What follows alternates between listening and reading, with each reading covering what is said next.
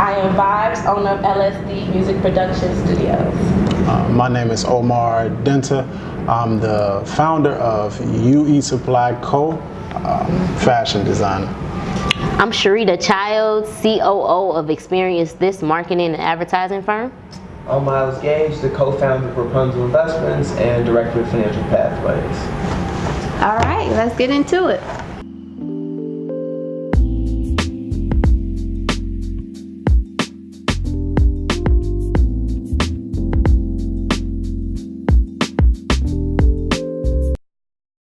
Let's dive into some Black excellence. So as an entrepreneur, I think we can kick off the conversation.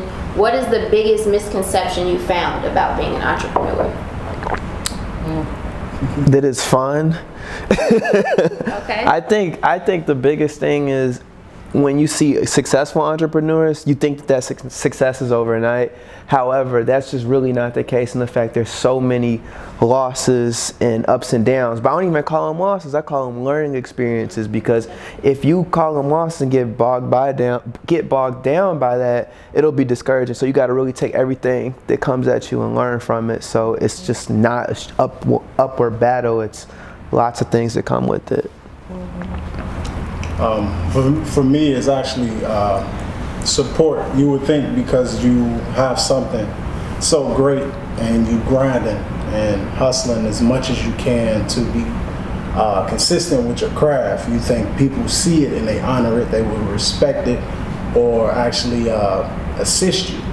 But sometimes you have times where you're alone and you have to really push and thrive for more excellence and be more creative. So that's some of the things that I encountered for myself as an entrepreneur. Mm-hmm. So with that, how do you all find ways to push through? How do you keep going and stay motivated on your entrepreneurship journey when life gets in the way? I go back to when I started it. I think that's the biggest point you ever want to make to yourself. Is I started it and my skill set is what my skill set is, and this is why I'm doing it anyway. I think that's where success comes from, to believing in yourself in general, whatever you're doing. Yeah, when I always look like a month back. And if I'm in a better place than I was a month ago, then I'm doing something right. It might be hard, but it's always getting better. It's never like retraction or just being stagnant. As long as you're not being stagnant, you're doing the right thing. Right. I feel that. So how do you all stay organized? How do you stay on top of things to know that you're always moving forward with, like, how do you plan your days, your weeks? What do you do it by with? Jesus. For me personally, I struggled with that in the beginning. I was the type of person that liked to keep things in my head. But what I do now, I have a set schedule for the week. I try to use my phone, like my planner and my phone, my calendar. I write things down, and when I scratch them off, I feel better about myself. I feel accomplished. Those are some things that I do, and I actually meditate. And I also have friends that I talk to give me encouraging words from time to time. So that's how I start off my week every week. It'll be starting off on a Sunday, going into a Monday. So yeah, that's something that I do. For me, definitely like Outlook calendar and just trying to plan meetings out and then creating tasks and items similar to what Omar was saying, like checking things off the list as you complete them and then thinking about a 30-day plan or a 60-day plan or a quarter, like where you want to see yourself. And even if you don't necessarily hit all of those benchmarks, all those targets, at least you're actively like working towards them and figuring out ways to achieve that objective or that goal. I'm a priority person, so I'm real, especially when it comes to like marketing and advertising. I'm priority based, so and I do a lot of research. So a lot of my schedule throughout the week comes probably from my research and my priorities most of the time. Yeah. Google Calendar. Google Calendar. Google Calendar. She's to the T, like Google. Straight up. Notify me. All right, Yeah. Vibes, you got 10 minutes before this meeting. I should probably set those notifications for 30 minutes or an hour before. But yeah, but Google Calendar notifies me. So that's how I stay organized. If it's not in my calendar, it doesn't exist. And I'll forget about it. Because the thing is, when you try to do it in your head, you'll forget this. Yeah. Because there's so many things that are always coming up. You'll be like, man, I forgot I had to call this person. Or I forgot to send this out. And then it just becomes chaotic and it's overwhelming when you don't have a system in place. And it's tough to be like, yeah, I'm just gonna go with the flow. But when it comes to having something or being an entrepreneur, you have to be a little bit more organized or have a little bit more structure, even more so than if you were working at a job, I would think. Yeah, and truth be told, I'm on both sides of the field. So like I work a job and I own my own business. So like I have to prioritize certain things based on my job and based on my business. And I think just like I said, always going back to what you do, why you started it. Like you never fall off once you go back there. You know on the weekends, I got this time, I got that time. I'm a self-care person. So I take a lot of time to myself. I usually have my Sundays, I don't book nothing, I don't take meetings, I don't do anything. I have those days to myself, and I think every entrepreneur needs to in order to stay sane. I've been forgetting to do that. Yeah. And lately I've been finding myself drained because every single day I'm going hard and I don't have a day to myself. Yeah, and we make ourselves believe like I'm an entrepreneur. I gotta go. But it ain't really, your body don't even work like that. Like he said, meditation. Like meditation is a piece of self-care. That's a form of self-care, and same way for me, meditation and really fitness. Exercising, I'll go run, I'll go do something, but to get my head clear so I can start over, pretty much. So organization is key. Take that off the table. What is something that as an entrepreneur, if you did not have blank, you'd be lost without? Consistency. Ooh. Like, consistency is key for everything for me. If I miss one step, it kind of like shakes my whole foundation. Man, it's like, for example, earlier today, I had an order. It wasn't online, but it was just like through a direct message on Instagram. Usually I write it down. And I was supposed to send it out, but I didn't write it down. And because I didn't write it down, I wasn't able to send it out, and the person needed it. So now I have to go out my way to go drop it off to them because of that one step. Consistency is like key. If I don't have consistency, I don't have anything. That's just how I feel. Because it's just that, that one time that you can make a mistake.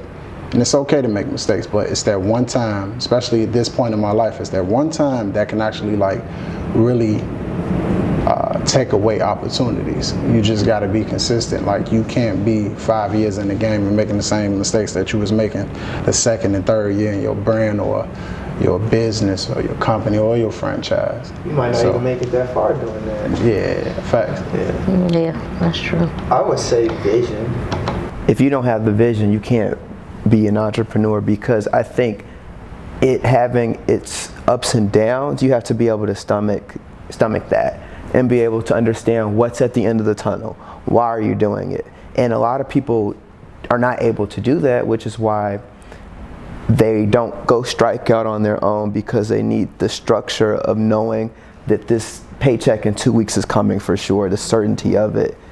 If you don't have the vision, you don't know what's going to happen at the end of 2 months. But in the end of the day, if you do have that, you have this idea about where you want to be or what it could potentially become, because nobody's going to believe in what you're saying unless you bring it out of your head. Exactly. Just like any of these ideas that are out here now, do you think 10 years ago people would say Uber would be a thing? Somebody will share their car? They would have said they're crazy. And I think that comes down to it, because sometimes people are not even going to believe in you, but you got to believe in your own self to go ahead and do it. And so that could be your own self-detriment at the same time, but I think that's one of the critical pieces of becoming an entrepreneur. Everybody shares that similar vision in whatever that thing that they're doing. I would say to piggyback off him, he's saying vision. I believe as an entrepreneur, you have to have confidence. Like, you have to believe in your brand 100%. This is the best thing ever. Like, and you have to stand for it. Because if you don't, your clientele or whoever, how are they going to believe in you too? or they might run over you. Like, as a woman in the music industry, I had to grow some balls. Like, because in the beginning I was a little, a little timid. No, now, nope. Can't do that. Nope, this is how it is. Like, you have to have confidence. You have to be fearless as an entrepreneur to even grow into that vision that you're trying to create. I can honestly think that was my answer too. Like, self-esteem and confidence. Like, if you're not scared to put it out there, I mean, honestly, you don't know what to expect. And like, I feel like I done took L's and I done took wins, you know what I mean? But I've never been scared to show up and say, that was an L, that was a win, you know what I mean? It is what it is. You're a business owner, you're gonna take those every day of your life. So how are you all constantly growing your clientele and expanding your business? What does that look like for each of you? Like I said, I'm a researcher. So I research my demographic. I research who I'm selling to all the time. That's consistent for me. So I find new business through that. Can't be scared to open your mouth. Can't be scared to open your mouth. I usually find business in the city of Chicago as I move around. When people ask you what you do, that's your 30-second pitch, and if you ain't got that down, it's hard to find business, right? A lot of the times once you tell people what you do, it's quick to make a connection. But yeah, that's usually how I'm networking. I would say you gotta be comfortable being uncomfortable, because the moment you start becoming complacent is the moment that you stop growing. Because when you're in an uncomfortable situation, it forces you to adapt, which forces you to add on another set of tools that you didn't have before, which is making you stronger. So I think that's one of the critical pieces that I even have to remember at times. It's like, if I'm comfortable, if I'm complacent in a situation, I'm doing something wrong. Because I need to be uncomfortable. I need to be reaching out to people that I don't know what their response is going to be. But nonetheless, this may open this door or it may close the door. But nonetheless, you learn from that and learn how to maneuver better going forward. Yeah, definitely. Yeah. I didn't set on the email before. Like, I didn't set on the email for like a week, y'all. Like, legit though. Like, and I think that was the fear in me, like, I shouldn't send this, I should send this. But once I sent it, it was actually a new client. So it became a situation where that just told me, like, go. It's gonna be a yes or a no. And I think once you understand that you're gonna get one answer or the other, it helps. You just get through it. I learned also gaining clientele is also doing good work. So every client I have, I give them all of me wholeheartedly, or I make sure my employees, make sure you're giving all of yourself, and that you're genuine about what you do, because that genuineness, they'll feel that if it's real, and then they'll make them want to go tell other people about you, and that's how you expand your clientele. Because now everybody want to work with you because they hear you such great things. So just putting out good work, good product. For myself, I try to stay consistent. That's just my key. Staying consistent, and also like I have a aspect to my brand that I built around the term international intentions. So like, I don't want to just be local, or I don't want to be from city to city. I want to be all across the world. So like, my brother travels to different parts of the world, and we try to sell product. I mean, he tries to sell product, or we try to sell product as he travels. And also me, I'm from state to state. So I always try to like pass out business cards when I'm going to see friends, see who's the PR in the area, or tag different individuals under certain posts, or use hashtags, or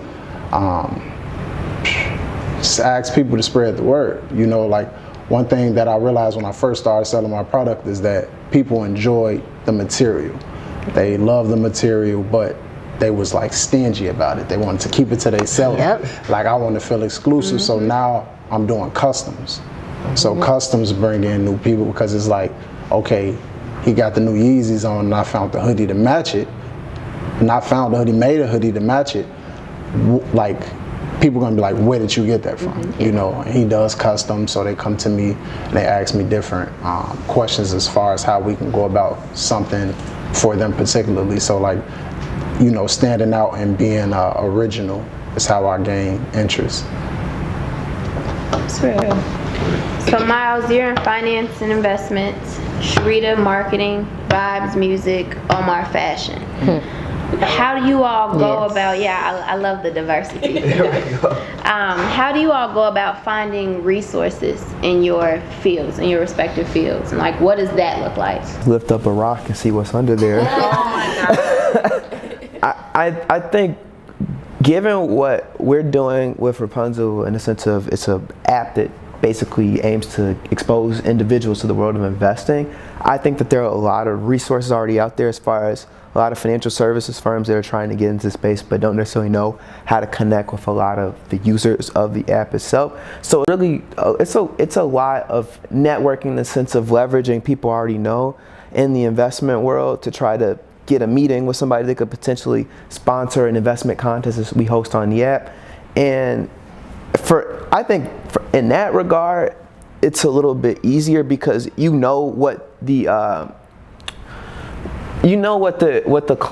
climate of this is, or you know what the market looks like and who the players are, so it's easy to kind of find them. It's not easy to get on your calendar or to get a response, and that really comes down to being strategic about how you try to reach out to these people. So a lot of it really comes to seeing who you already know and who they may know.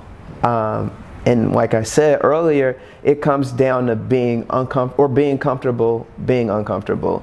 So sometimes you don't want to ask for things, because for me, I'm always trying to figure out if I can go do it on my own, then that's it. But I don't know this person, so I am asking of you to go into your personal Rolodex to introduce me to somebody. But with that being said, when they introduce you to somebody, you're also a reflection of them, so you also don't want to let them down. So it's kind of like a pressure piece to it.